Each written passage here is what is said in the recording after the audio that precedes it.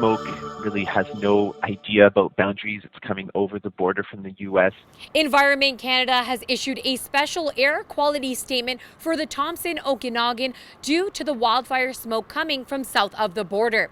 Sunday was the peak of the smoky skies, with parts of the BC interior hitting very high risk levels. So what does this mean to start off the work week?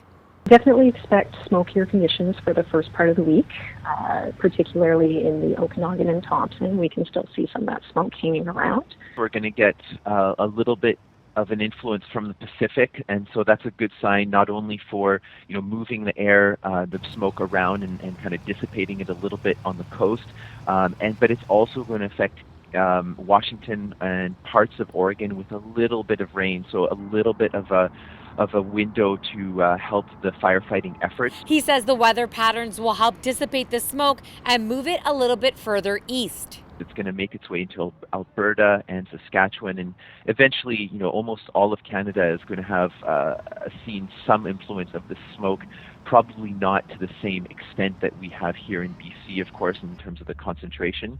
Orchard explains how the particles are measured and how it can affect your body in negative ways. Primarily, we're discussing PM 2.5, so that's particulate matter that's 2.5 microns in diameter or smaller.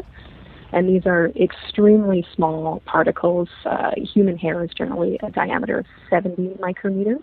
And so this is much, much smaller, and it can actually infiltrate deep into the tissues of your lungs and the bloodstream.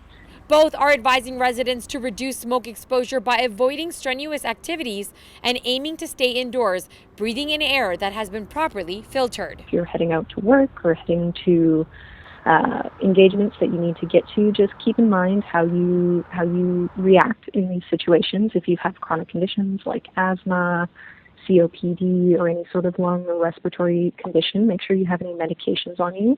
And anyone who finds that they're having issues as you go out and about on your days, make sure that you contact healthcare if you need it. The BC Ministry of Environment and Climate Change Strategies have released an air quality subscription service, allowing residents to sign up for either email or text alerts. Sarita Patel, Castanet News, Kelowna.